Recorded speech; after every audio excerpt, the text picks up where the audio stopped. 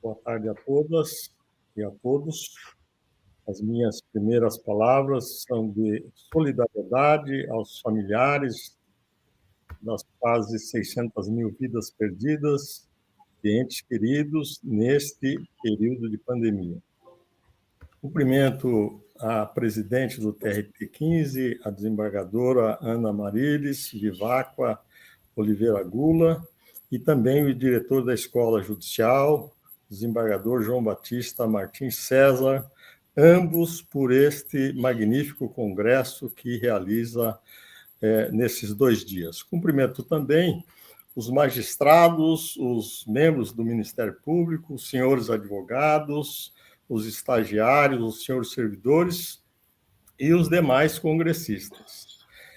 Um cumprimento especial aos painelistas, integrantes desta mesa, o doutor Raimundo Simão de Mello, advogado, e a doutora Ana Paula Pellegrini Lockman, desembargadora desse tribunal, nossa corregedora, que hoje vão abordar os temas muito caros para o direito do trabalho e o direito processual do trabalho. Estamos em uma luta incessante, liderada pela Organização Mundial da Saúde, pela comunidade científica e toda a humanidade contra a Covid-19. Por ocasião da realização deste congresso, durante 2 dias, vamos discutir, debater, refletir com os renomados juristas sobre o direito do trabalho e o direito processual do trabalho nestes tempos de Covid-19, abordando os mais variados temas.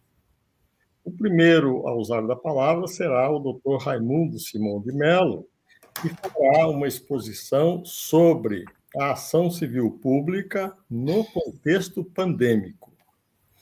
Eu farei um brevíssimo resumo do currículo do Dr. Raimundo Simão de Mello.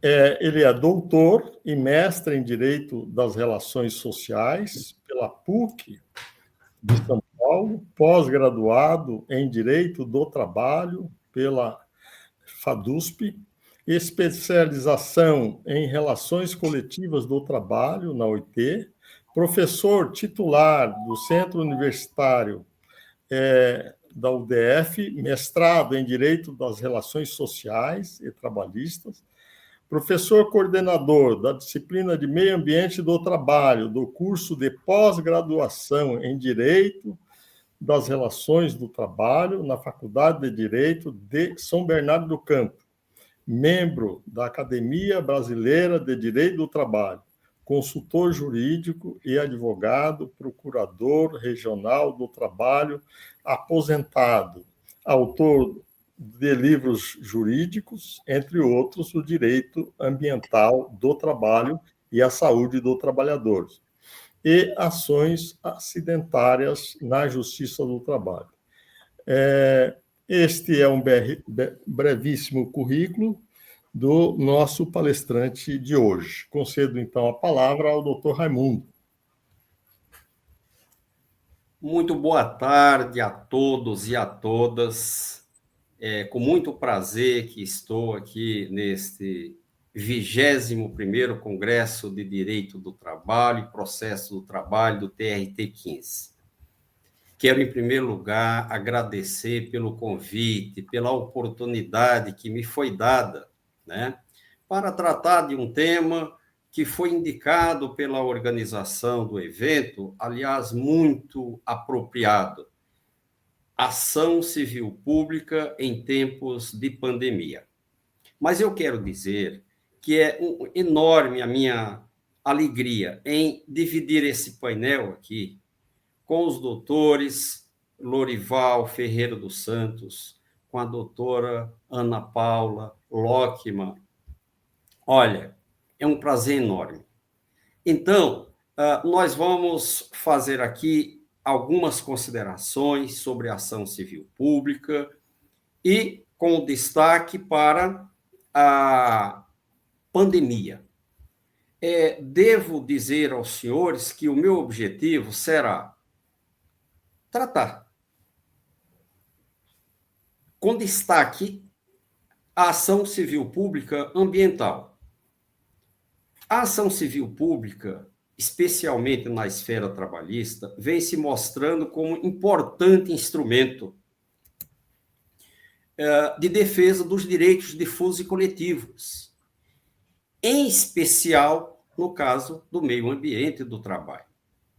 A ação civil pública, doutor Lorival, doutora Ana Paula, na verdade, como vejo, vem revolucionando a tutela coletiva trabalhista nos últimos anos, com importantes benefícios para a sociedade e para os trabalhadores, no que diz respeito à prevenção e eliminação dos riscos ambientais do trabalho. A Constituição Federal de 1988, que completou 33 anos ontem, muitos não devem ter se lembrado, nossa Constituição cidadã, democrática, humanitária, como debatíamos ontem, eu e o professor Godinho, anteontem, né? Foi dia 5, num evento exatamente falando sobre a Constituição Federal nos últimos 33 anos. A Constituição Federal, então, elegeu a ação civil pública como importante instrumento de defesa dos direitos fundamentais. E elegeu, aqui no campo trabalhista, dois importantes atores, o Ministério Público do Trabalho e os sindicatos, que são os principais atores e autores das ações coletivas e, no caso da ação civil pública. Para que serve a ação civil pública? Qual a sua finalidade? Então, rapidamente, eu lembro aqui que a ação civil pública ela se destina a coletivizar a prestação jurisdicional, agilizá-la, facilitar o acesso ao poder judiciário, evitar decisões conflitantes, despersonalizar o trabalhador perante o empregador, diminuir o custo do processo, que, como nós sabemos, é muito caro, dar mais credibilidade às decisões judiciais e, muito especialmente, dar efetividade ao direito social do trabalho. A evolução da ação civil pública na Justiça do Trabalho é considerável. Inicialmente, sabemos que houve muita rejeição à sua aplicação aqui na Justiça do Trabalho. Nós acompanhamos isso tudo desde o início. Mas logo os juízes do trabalho passaram a aceitá-la como eficaz instrumento de defesa dos direitos fundamentais na esfera trabalhista.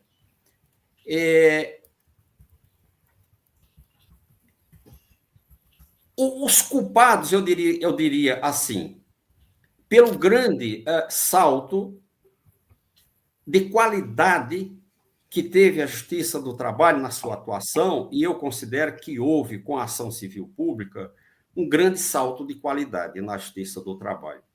Porque, como nós sabemos, a Justiça do Trabalho era chamada até de forma preconceituosa de Justiça dos Desempregados. Porque o que mais realmente ia à Justiça do Trabalho eram aquelas ações, pagamento de adicionais, verbas não pagas. Porém, a Constituição de 88 mudou o panorama trabalhista, né, assegurando, além desses direitos, que são importantes, os trabalhadores, mas outros direitos, os direitos da personalidade, o direito ao meio ambiente adequado, sadio, né, o direito à dignificação do trabalho, à valorização do seu trabalho. E o Ministério Público do Trabalho, muito especialmente, logo assumiu essa tarefa, né, de usar esse importante instrumento. e vem fazendo com galardia, como todos nós sabemos. Os sindicatos também, não todos, mas alguns, vêm fazendo uso da ação civil pública. Agora, me permitam, doutora Ana Paula, doutor Lorival e demais, aqui uma lembrança muito importante. A primeira ação civil pública, isso é histórico. A primeira ação civil pública ajuizada no país Brasil foi perante o Tribunal Superior do Trabalho. Uma época que se entendia que a competência era que nem a competência do dissídio coletivo. O objeto era a defesa do meio ambiente do trabalho dos mergulhadores da Petrobras. O TST não reconheceu a atuação, a legitimidade do Ministério Público. Extinguiu a ação. Mas, anos depois, o Supremo Tribunal Federal reformou aquela decisão. Aí viemos para a segunda ação civil pública nacional. E, coincidentemente, a primeira ação civil pública, sabem onde? Na 15ª região. Puxa. Esta ação foi uma ação ambiental, numa cerâmica, onde o ambiente de trabalho era muito ruim. E o que aconteceu? A junta de conciliação e julgamento se deu por incompetente, dizendo que ali se tratava de uma questão entre o Estado e a empresa. E a competência não era da Justiça do Trabalho. Até o vogal dos empregados entendeu desta forma. Recorremos para o TRT. O saudoso Luiz Carlos Sotero foi o autor do recurso ordinário. Eu fui o autor do parecer nesta ação. E sabem quem foi a relatora deste processo no TRT-15? Foi a doutora Eliana Toledo. E eu faço questão de ler aqui a ementa bem curtinha, mas da maior importância, que foi um marco histórico. A ementa diz assim: ação civil pública, normas de higiene e segurança, competência. A Justiça do Trabalho é competente para conhecer e julgar a ação civil pública proposta pelo Ministério Público do Trabalho, quando o objeto da ação for norma de higiene e segurança não observada pela empresa. Tais normas aderem ao contrato de trabalho e o seu não cumprimento fere o caráter sinalagmático da relação contratual. Foi um marco muito importante. Por unanimidade, o tribunal acolheu aquele recurso e reconheceu a competência da Justiça do Trabalho. 3, 4 anos depois, o Supremo Tribunal Federal firmou o entendimento que a competência era mesmo da Justiça do Trabalho.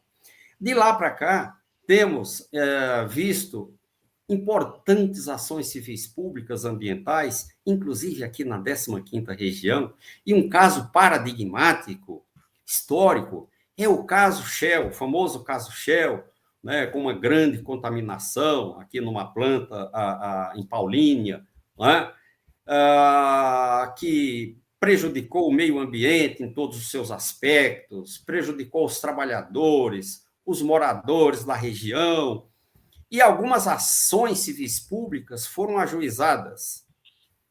A juíza titular foi a doutora Maria Inês Targa, que juntou todas aquelas ações num só processo e proferiu uma decisão histórica, reconhecendo aquela contaminação e a responsabilidade das empresas.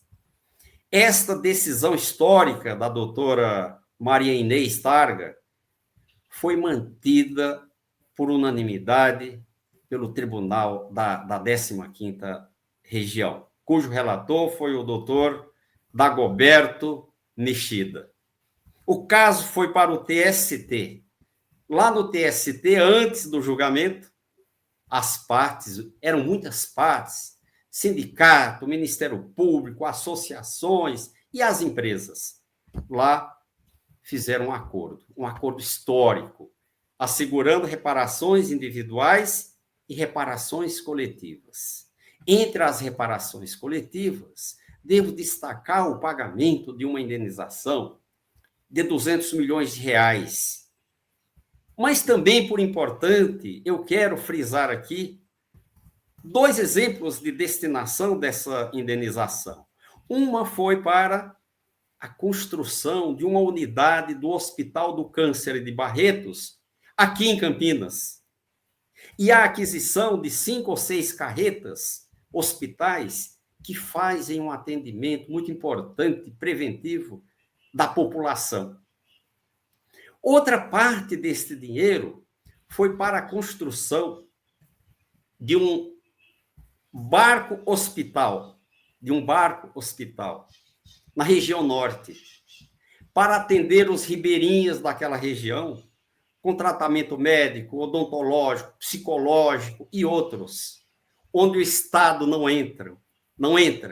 Então, vejam a importância das ações civis públicas, que busca a prevenção como primeiro ponto importante, mas também, quando há danos, a reparação a ser revertida, além das vítimas, para a sociedade. Então, nós podemos dizer que a evolução tem sido muito importante, muito especialmente no campo ambiental. E por que isso? Porque a nossa Constituição Federal, cidadã, democrática e social de 1988, disse no artigo 225 que todos têm direito ao meio ambiente ecologicamente equilibrado, bem de uso comum do povo, essencial à sadia qualidade de vida, impondo ao poder público e à coletividade o dever de defendê-lo e de preservá-lo para as presentes e futuras gerações. Foi uma das maiores conquistas na nossa Constituição Federal, porque o objeto ambiental é a vida com qualidade. A prevenção é o incremento necessário para assegurar a vida com qualidade. No campo especial trabalhista, nós temos o artigo 7º, que diz que são direitos dos trabalhadores, além de outros que visem a sua melhoria, a redução dos riscos inerentes ao trabalho por meio de normas de saúde, higiene e segurança do trabalho. Isso também foi um marco muito importante da nossa Constituição Federal. É claro que as coisas não aconteceram da noite para o dia, foram acontecendo aos poucos. Mas devo dizer e registrar que antes de 1988, o enfoque sobre a questão ambiental do trabalho e a saúde do trabalhador era monetarista. Pagava-se para não prevenir. Com a Constituição de 88, é diferente. Pelo menos ela diz claramente, o enfoque é a prevenção. Prevenção e prevenção. Em primeiro lugar. Se essa prevenção não for feita e se causar prejuízo ao meio ambiente e à saúde das pessoas, cabe, então, as reparações individuais e coletivas. Então, vejam o panorama da ação civil pública aqui na Justiça do Trabalho. Uma grande evolução. Alguns chegam até a dizer, uma revolução, porque mudou a forma da prestação jurisdicional. E a gente está falando aqui em ação civil pública como gênero das muitas ações coletivas que são utilizadas hoje pelo Ministério Público e pelos sindicatos. Muito bem. E o que dizer da ação civil pública em momento de pandemia? O mais importante da ação civil pública ambiental é a defesa do meio ambiente e da saúde dos trabalhadores, em qualquer momento e em qualquer circunstância. E na pandemia do novo coronavírus, certamente esta importância ganhou maior realce, ganhou mais relevância, doutor Lorival, uma vez que em situações normais entre aspas, né, porque quando há meio ambiente adequado, não se pode dizer que é situação normal. Mas nessas situações, a falta de prevenção dos riscos ambientais pode ficar circunscrita a um determinado grupo de trabalhadores. Diferentemente, ocorre e está ocorrendo no caso da pandemia. Porque a contaminação de um trabalhador pode levar à contaminação de outros trabalhadores. A contaminação dos familiares de ambos. A outras pessoas que não têm nada a ver. De maneira que o gravame é enorme. Isso sai do âmbito privado das partes, empregados e empregadores, e atinge a sociedade como um todo. Portanto, não é difícil dizer que se trata de uma questão de ordem pública da maior relevância. Para tentar amenizar os efeitos dessa pandemia nos ambientes de trabalho, os sindicatos e o Ministério Público passaram logo a atuar. Reconhecemos, no começo, com muitas dúvidas, com muitas dificuldades, porque até hoje há dúvidas, há dificuldades, há dúvidas, inclusive científicas. Então, não tem sido fácil. Os sindicatos passaram a procurar as empresas, aqueles sindicatos mais organizados, claro, para a solução dos problemas envolvendo o meio ambiente de trabalho em relação à pandemia. A oferecer denúncias no Ministério Público do Trabalho e também a ajuizar algumas ações civis públicas. Enquanto isso, o Ministério Público do Trabalho, além das inúmeras normas orientativas que vem emitindo, né, para orientar as empresas, as pessoas, o Ministério Público do Trabalho passou a investigar as denúncias recebidas, a propor a assinatura de termos de ajustamento de conduta e, por último, e somente por último, ajuizar ações civis públicas. Por último, porque a situação sempre requer uma solução imediata. E, às vezes, uma ação demora mais tempo. Alguns exemplos de ações civis públicas nessa pandemia.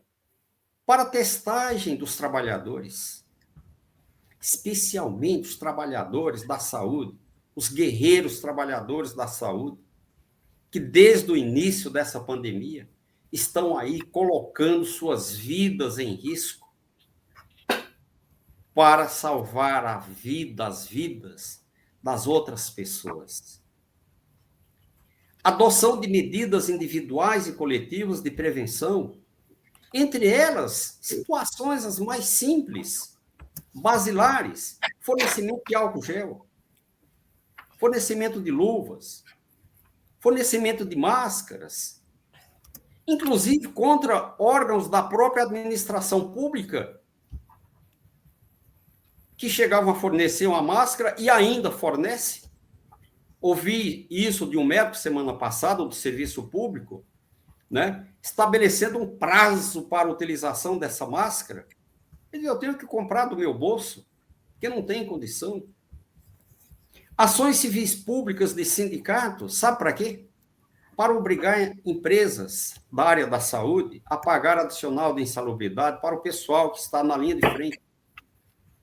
Temos sobre o qual não há dúvida. Qual é a dúvida sobre a insalubridade em relação a quem trabalha na linha de frente, combatendo a própria Covid?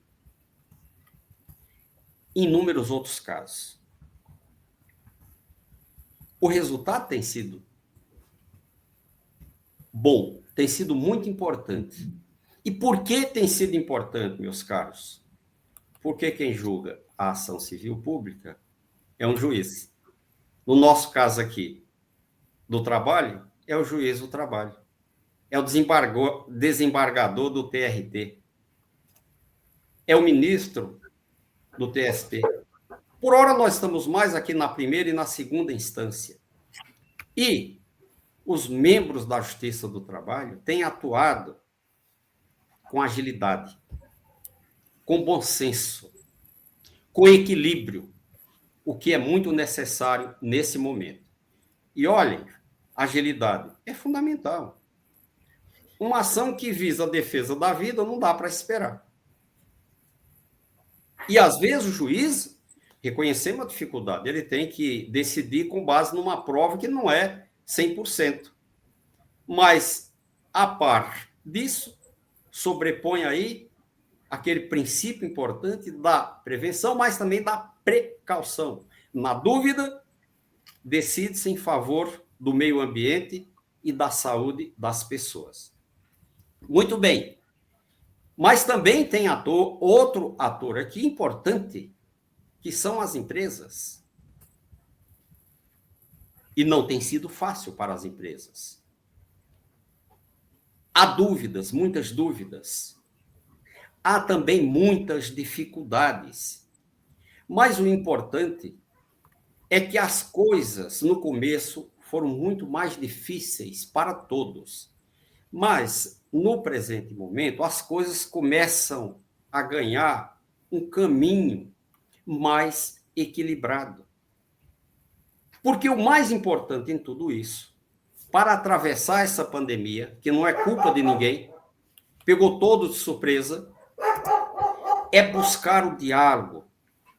É buscar o diálogo social. Para os poderes públicos, é fundamental que ajudem a aproximar os principais atores sociais, empregadores e trabalhadores, estes através de seus sindicatos.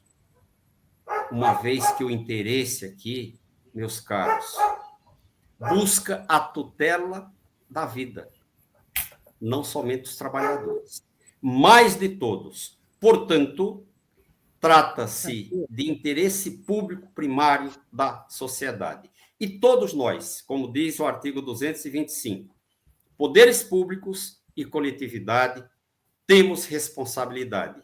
E temos que ter bom senso para, através do diálogo, em primeiro lugar, resolver essas questões e amenizar os efeitos dessa pandemia tão brava, tão carrasca com a sociedade mundial.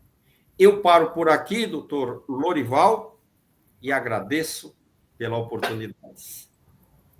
Doutor Raimundo, eu quero aqui fazer um agradecimento especial por essa belíssima aula que Vossa Senhoria acabou de nos brindar, porque, a par de falar do âmbito jurídico da ACP, o senhor também falou a respeito da parte histórica, comentando, inclusive, a primeira ação no TST, que depois foi, digamos assim, reformada no Supremo Tribunal Federal, e a segunda ação civil pública no âmbito da nossa 15ª região, que teve aí um acórdão por ementa belíssima da nossa queridíssima doutora Eliana Felipe Toledo, a nossa primeira presidente mulher do TRT-15, e foi muito feliz no acordo. Então,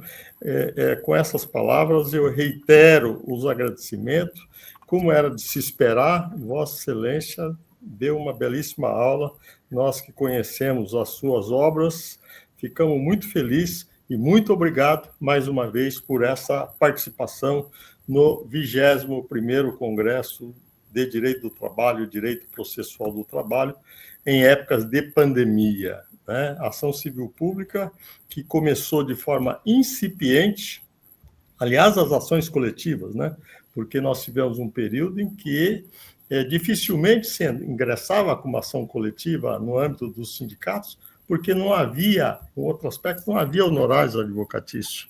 Só depois de muito tempo é que o Tribunal Superior do Trabalho alterou, digamos assim, a sua súmula para incluir os honorários advocatícios, digamos assim, nas ações coletivas, né? E quando era o Ministério Público, não havia problema com relação a esse aspecto, mas nas ações coletivas, nos âmbitos dos sindicatos, e nós chegamos mesmo, eu fiz, quando fui presidente, alguns seminários visando destacar a importância das ações coletivas em detrimento das ações individuais, né? E a gente percebe que todos nós, né, estávamos no caminho certo. Muito obrigado e mais uma vez, parabéns pela sua participação. A nossa segunda oradora, né, que eu gostaria aqui de destacar, é a nossa corregedora, desembargadora Ana Paula Pellegrina Lockmann, né, que vai abordar o tema rito emergencial e as novas modalidades de audiência. Né? Se no âmbito do tribunal nós temos hoje as sessões telepresenciais e não mais as sessões presenciais, em razão da necessidade do isolamento, no âmbito do primeiro grau, pela mesma forma. Né? E daí começo a lembrar da nossa experiência no primeiro grau durante, por mais de 16 anos, doutora Ana Paula, como é que seria fazer as audiências se não tivéssemos hoje essa tecnologia do telefone celular e a tecnologia que o tribunal nos oferece para poder fazer as audiências telepresenciais, né? Eu sei que muitas vezes ocorre desencontro aqui e acolá, mas, de qualquer forma, pela visão que eu tenho no âmbito do tribunal, acho que está sendo um sucesso absoluto, né? E um aspecto muito interessante é que o novo normal hoje, que possibilita o advogado de qualquer lugar fazer uma sustentação oral. Antes nós tínhamos 30 sustentações orais, hoje saltou para 75, né? E muitos advogados, numa sessão com 75 sustentações, que começam às 9 horas da manhã, e que chega e diz a minha primeira sustentação. E muitos deles vão muito bem, né? E eu particularmente, sou um incentivador da sustentação oral, e acho que no primeiro grau também há essa audiência à distância, que há um probleminha aqui ou acolá, em razão da comunicação que pode haver entre o cliente entre a testemunha e a parte, mas é um avanço. Mas Vossa Excelência que vai nos brindar, digamos assim, com seus conhecimentos de juíza de primeiro grau e desembargadora no segundo grau, então o conhecimento é amplo. A doutora Ana Paula Pellegrini Lockmann, natural de São Paulo, nascida em 10 de setembro de 1966, filha de Antônio Lockmann Filho e Maria Aparecida Pellegrina. Cursou o ensino fundamental médio no Colégio Dante Alighieri, em São Paulo, graduada bacharel em Direito pela Faculdade de Direito da Universidade de São Paulo, 1988, mestre pela Faculdade de Direito da Universidade de São Paulo.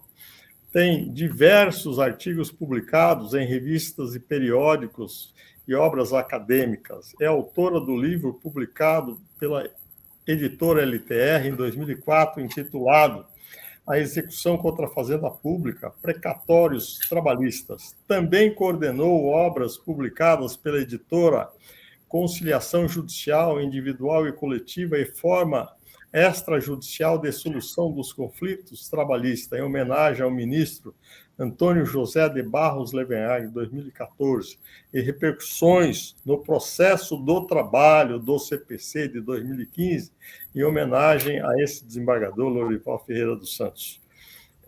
Atuou junto ao escritório Pinheiro Neto Advogados, inicialmente como estagiária e posteriormente como advogada no período de 85 a 91. Exerceu a função de assessora de juiz do Tribunal Regional do Trabalho da 2ª Região, no período de 92 a 93.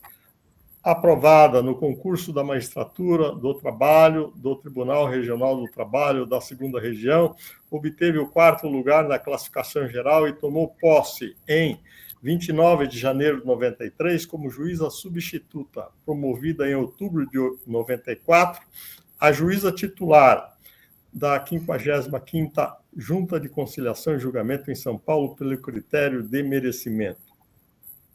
Ingressou no quadro de juízes titulares do Tribunal Regional do Trabalho da 15ª Região em 14 de 12 de 94 por permuta, tendo atuado nas seguintes varas do Trabalho: Itapeva, Porto Ferreira, Araras, Itapira, 2ª Vara de Americana, 8ª Vara de Campinas e 11ª Vara de Campinas. Atuou como juiz auxiliar da Corregedoria, da Vice-Presidência e da Presidência do Tribunal e dos precatórios do Tribunal Regional do Trabalho da 15ª Região, de abril de 95 a dezembro de 95. No biênio de 1998 a 2000 e no biênio de 2000 a 2002 e em 2008, respectivamente. Atuou como juíza substituta no Tribunal Regional do Trabalho da 15ª Região em diversos períodos, desde o ano de 98 até 2010. Promovida a desembargadora do Tribunal Regional do Trabalho da 15ª Região pelo critério de merecimento por ato do excelentíssimo senhor presidente da República, em 9 de junho de 2010, eleita corregedora do Tribunal Regional do Trabalho no biênio 2020 a 2022, coordenadora do Comitê Gestor de Precatórios de Dados Pessoais da 15ª Região, membro do Centro de Inteligência do Poder Judiciário, no âmbito da 15ª Região, em 2021, coordenadora do Núcleo Permanente de Métodos Consensuais de Solução de Conflitos, 2018-2020, eleita vice-diretora da Escola Judicial no biênio 2016-2018, coordenadora nacional do Sistema do PJE no Tribunal Superior do Trabalho em 2014-2016, convocada como desembargadora auxiliar da presidência do Tribunal Superior do Trabalho a 27 de fevereiro de 2014, no biênio 2014-2016, presidente da Associação dos Magistrados da 15ª Região, no biênio 2007-2009, membro da Comissão Legislativa da Associação Nacional dos Magistrados da Justiça do Trabalho, no biênio 2009-2011. Atua como professora convidada da Escola Judicial do TRT-15.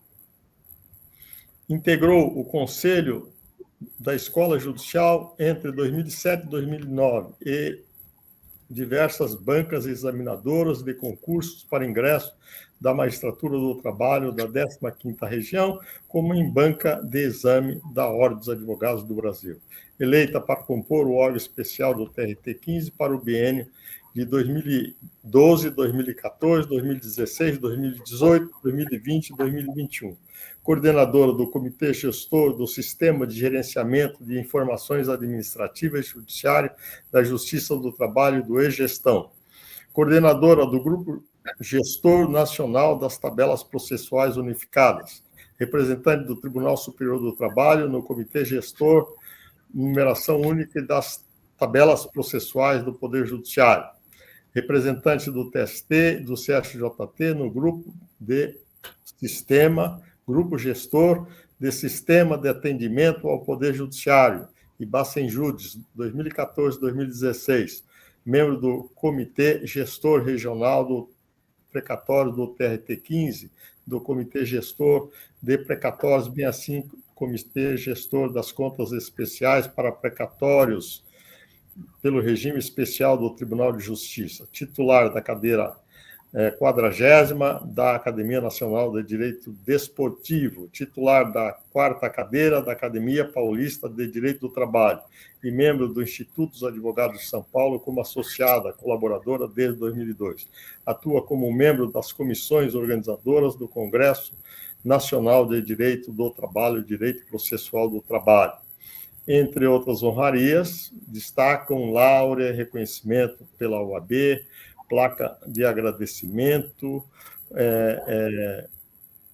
moeda comemorativa do jubileu da 15ª região. Enfim, são inúmeras homenagens e mérito que a doutora recebeu. Então, sem mais delongas, eu passo a palavra à desembargadora Ana Paula Pelegrina Lockman para discorrer sobre o tema proposto. Muito obrigado. Senhora tem a palavra, desembargadora. Muito obrigada, doutor Lorival. Muito boa tarde a todos. Agradeço o honroso convite que me foi formulado pela comissão organizadora e aqui o faço na pessoa da nossa caríssima presidente, Ana Marilis Viváqua de Oliveira Gula, a qual tenho a honra de participar da sua administração, não podendo deixar de registrar tratar-se de um evento nacionalmente reconhecido no âmbito do direito do trabalho, do processo do trabalho, como um dos maiores acontecimentos da ciência jurídica, estando agora na sua 21ª edição. Desembargador Lorival, presidente da minha Câmara, presidente deste tribunal, é um prazer e uma honra estar com Vossa Excelência presidindo esta mesa. Cumprimento também o meu colega de painel, doutor Raimundo Simão de Mello, cumprimentando pela excelência da sua fala de um assunto tão importante como as ações civis públicas. Rito emergencial e novas modalidades de audiência. De início, gostaria de contextualizar o momento social, econômico e institucional em que nós vivemos. O país vem enfrentando um longo período de diminuição da atividade econômica, e este último período começou por volta de 2014, este último período em que estamos vivendo. A crise impactou fortemente o mercado de trabalho, gerando um alto desemprego e um crescimento do trabalho informal. Foram adotadas inúmeras medidas para reformas estruturais, visando preparar o país para uma retomada do crescimento econômico, e o governo propôs e apresentou as reformas, e tivemos algumas reformas, e tivemos nesse interregno a aprovação da reforma trabalhista, bem como da reforma previdenciária. Se não bastasse a crise econômica já instalada, recentemente a população mundial se deparou com o imponderável, com a pandemia da Covid-19, e que se espalhou exponencialmente pelo mundo todo. A pandemia provocada pelo coronavírus impactou brutalmente a sociedade em geral, e com consequências não só de uma gravíssima crise sanitária, com consequências socioeconômicas em todas as áreas, provocando e afetando todas as relações jurídicas nos mais variados aspectos. A crise agravada acabou acelerando o processo de transformação do nosso mercado de trabalho. E para tentar sobreviver e se adequar à crise que ainda estamos vivendo e devemos passar por mais um bom tempo, percebe-se que as empresas estão, da área pública, da área privada, estão procurando investir mais em tecnologia, com a adoção de trabalho na forma de home office, quando é possível a realização por esta modalidade ou do teletrabalho. O governo federal, por sua vez, adotou inúmeras medidas no intuito de tentar frear um pouco mais a grave crise gerada, instituindo o benefício de auxílio emergencial por meio da Lei 13.982, de 2020, bem como estabelecendo o Programa Emergencial de Manutenção e Emprego da Renda, por meio das medidas provisórias 927 e 936, de 2020, bem como a 1046, de 2021. E no judiciário? No judiciário não foi diferente. Até então, inseria-se lenta e periodicamente no Poder Judiciário trabalhista novas formas de atuação flexibilizadoras dos aspectos de tempo e de espaço, iniciando-se a utilização de diversas plataformas nos tribunais que me permitiam a realização, ainda que de modo excepcional, de sessões híbridas, com julgadores à distância.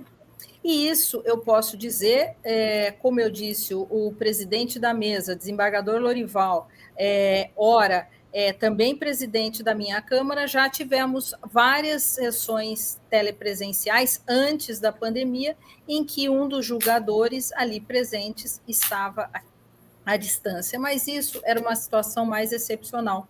Ou mesmo audiências telepresenciais, mormente através de acordos de cooperação judiciária entre os tribunais para a oitiva de testemunhas pelo juízo deprecante, quando expedidas cartas precatórias inquiritórias.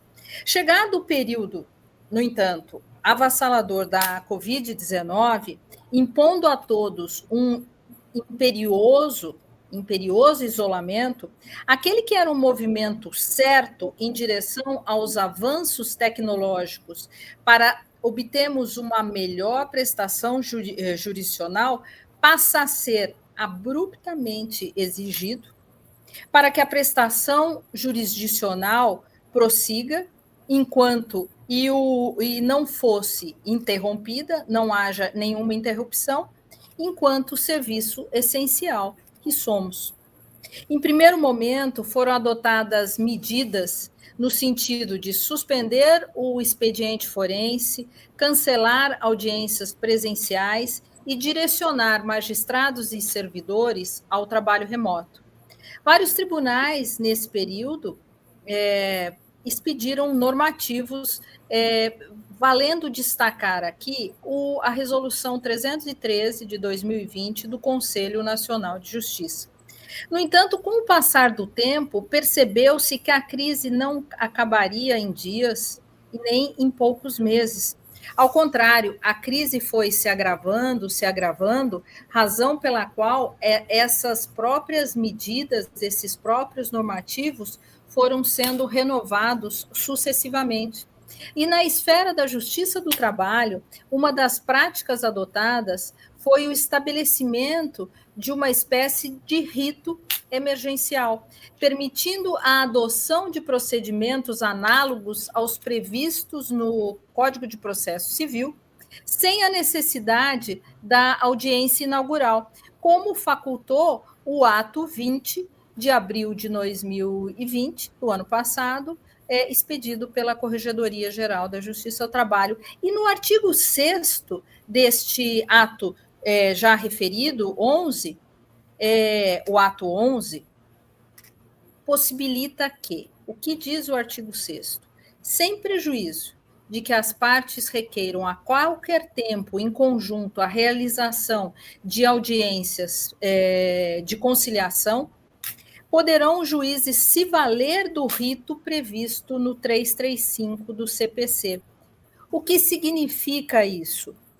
Haverá a citação da reclamada para apresentação de defesa em cartório, no nosso caso, nas secretarias das varas, ou seja, independentemente da realização de audiência inicial ou audiência una, sob pena, inclusive, de decretação de revelia.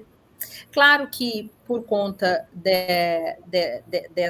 dessa prática, ponderações e discussões surgiram e impuseram àqueles magistrados que adotaram o referido rito emergencial muitas discussões a respeito. Foram geradas, e vêm ainda sendo geradas, muitas discussões. E, num primeiro momento, o debate ocorreu por conta do prazo a ser concedido pelo magistrado, a reclamada, para a apresentação da defesa. Se seria de 15 dias, como previsto no CPC, ou, sendo este diploma, o CPC, de aplicação subsidiária ao processo de trabalho, e nesse caso, não havendo omissão, o prazo se não seria de 5 dias, como estatuído na CLT. Essas e outras discussões têm sido ainda muito discutidas. É importante que seja destacado que, até então,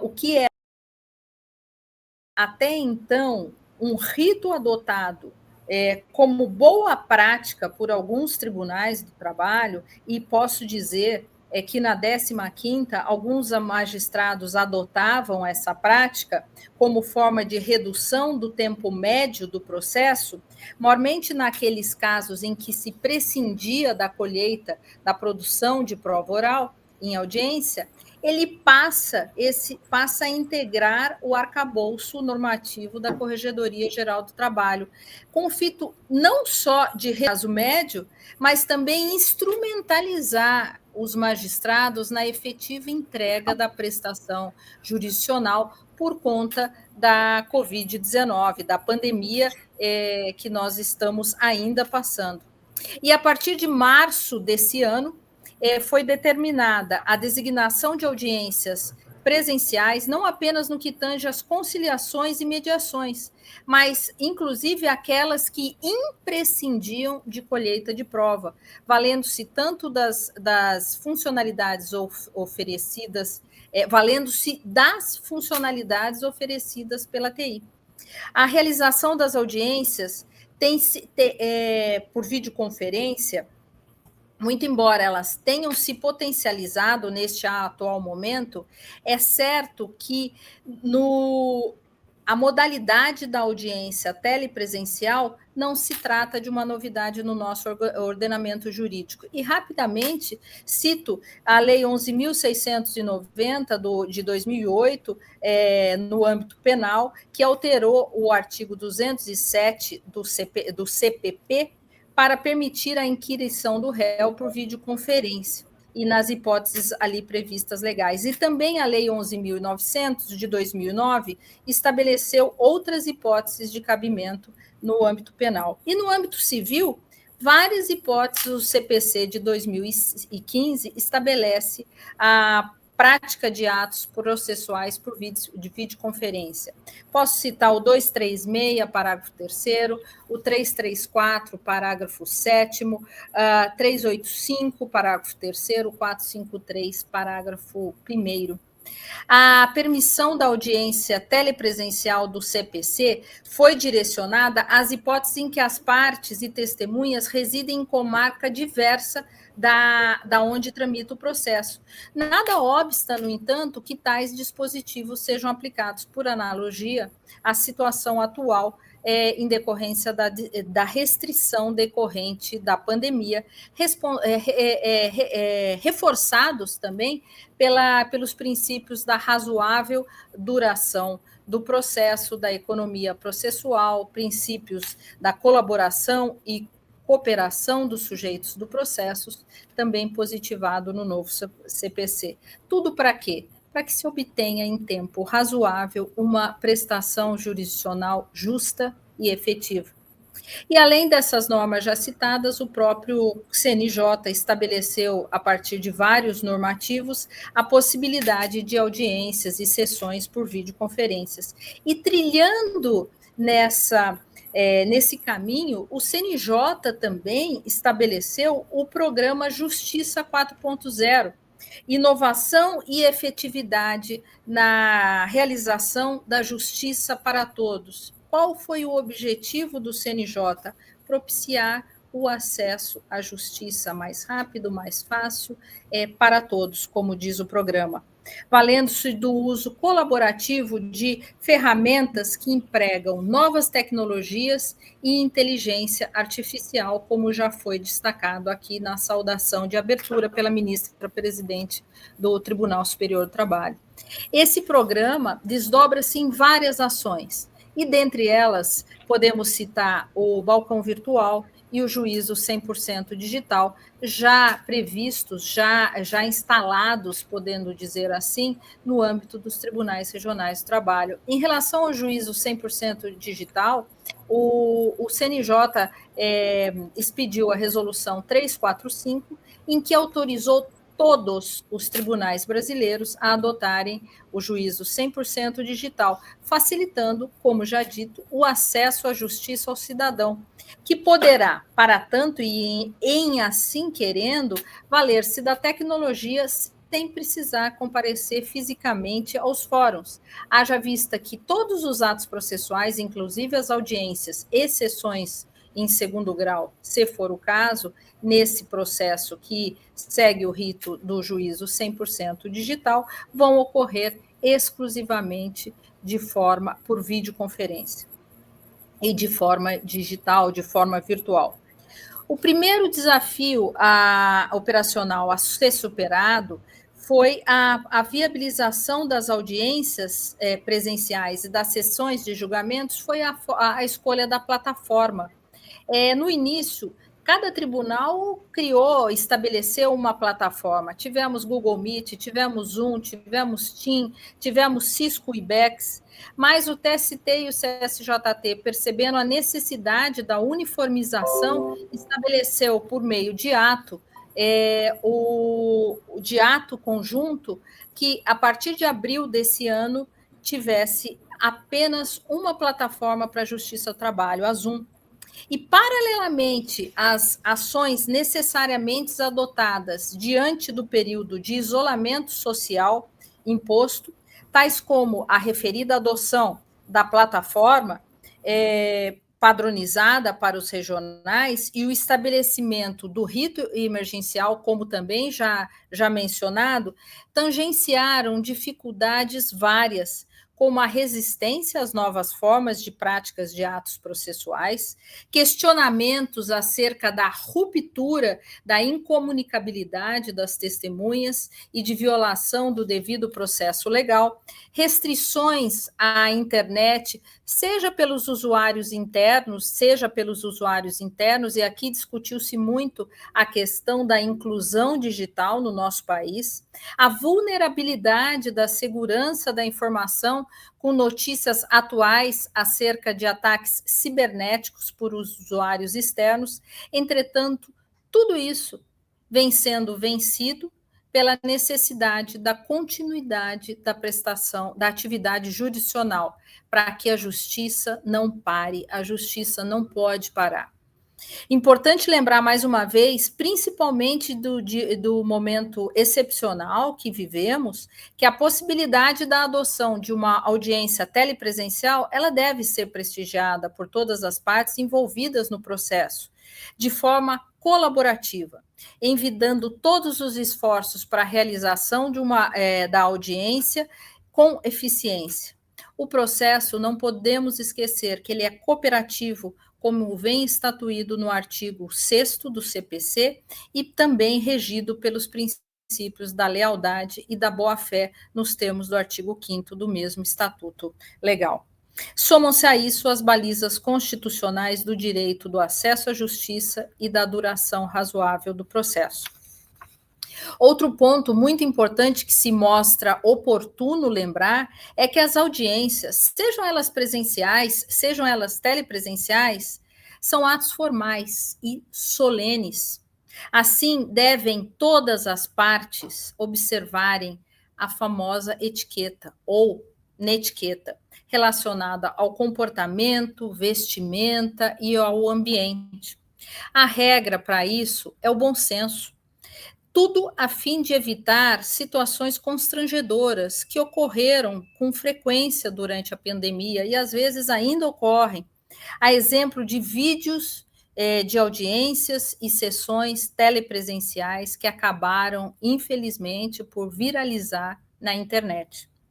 De toda forma, no que tange às audiências realizadas no período da pandemia e as que virão a ser realizadas em período pós-pandêmico, surgem diversas reflexões que vão desde a necessitária e fundamental estrutura dos tribunais para a cessão de equipamentos aos usuários internos e adequações das estruturas físicas das unidades com equipamentos exigidos em protocolos para a realização das audiências híbridas e presenciais, até aspectos consistentes na gravação e na degravação do ato processual realizado à distância.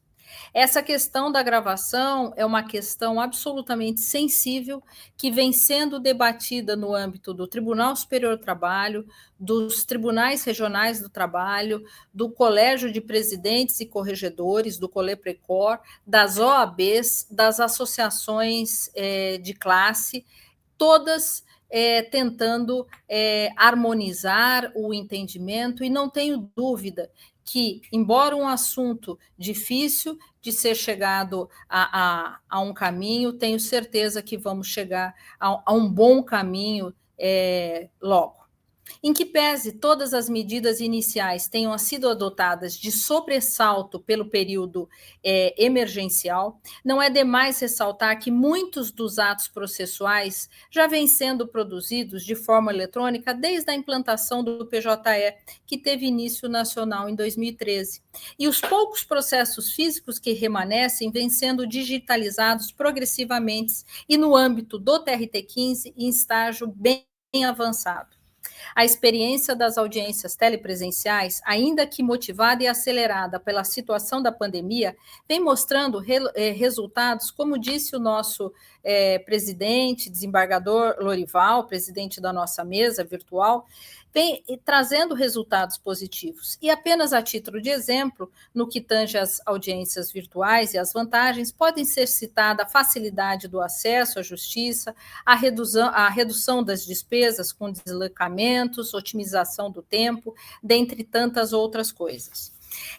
Também traz benefícios que transcendem a esfera laboral, como a questão da modalidade urbana, o congestionamento, a evitar congestionamentos de trânsito e, por consequência, ajuda na questão ambiental da emissão de gases poluentes. Entretanto, paralelamente às audiências telepresenciais, não há como desprezar a necessidade da realização das audiências híbridas ou mistas, nas quais quaisquer dos atores poderá permanecer remotamente, enquanto outros permanecerão nas dependências da unidade judiciária por onde tramita o processo de forma presencial.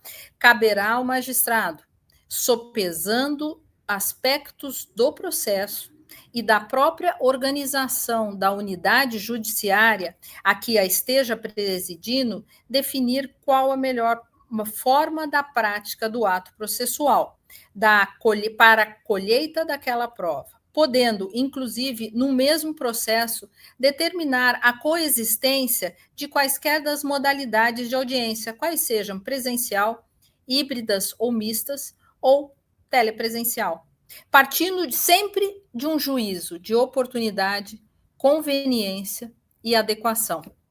De toda sorte, nada disso, entretanto, autoriza-se concluir que a audiência presencial será excluída do mundo jurídico. Ao contrário, a presença do Estado juiz é imprescindível na comunidade e dela não se pode prescindir, sob pena do enfraquecimento das instituições e do próprio Estado democrático de direito, em que o poder judiciário deve se fazer presente.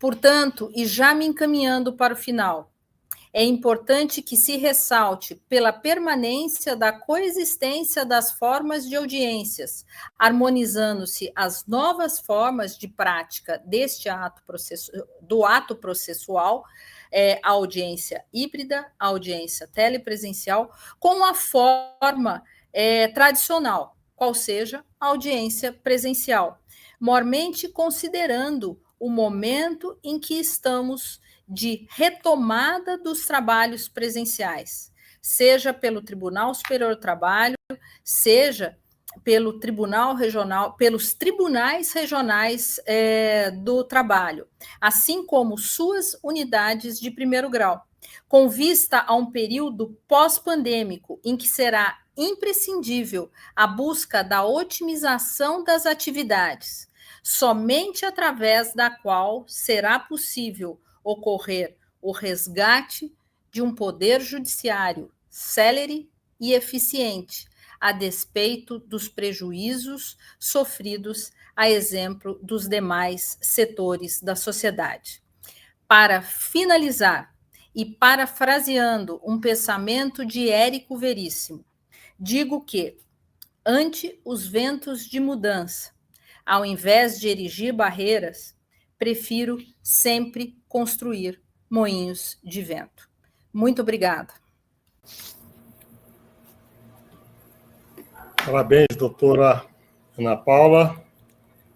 Vossa Excelência fez uma retrospectiva acerca da legislação processual, do CPC e também dos regramentos do CNJ, do TST e do TRT-15, né? Esses que possibilitaram, digamos assim, a continuidade da prestação jurisdicional nesse tempo de pandemia, né?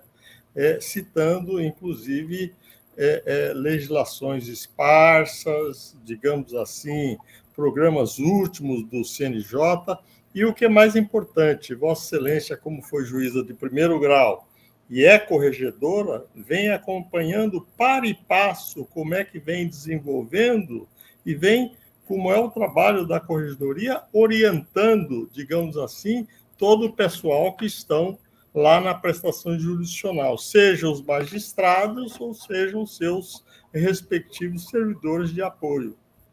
Muito boa, eu diria excelente mesmo, a palestra de Vossa Excelência, esclarecedora, e acho que quando nós insistimos para que Vossa Excelência viesse falar sobre essa temática, a gente estava no caminho certo, eu e os meus colegas que insistimos. Então, quero aqui dar os parabéns à Vossa Excelência, como já dei ao professor Raimundo Simão de Mello, nosso queridíssimo hoje advogado, pela brilhante palestra.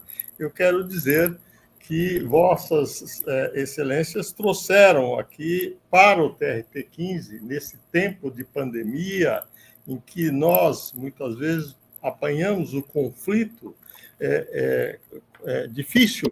Vocês trouxeram aqui vários esclarecimentos importantes para aqueles que são operadores do direito, são advogados, membros do Ministério Público, juízes de primeiro, de segundo grau e até ministros, por que não? Nós temos aí ministros que estão assistindo. Então, eu quero agradecer de forma especial a contribuição que trouxeram e declarar encerrado, digamos assim, o trabalho deste painel e devolver a palavra ao cerimonial.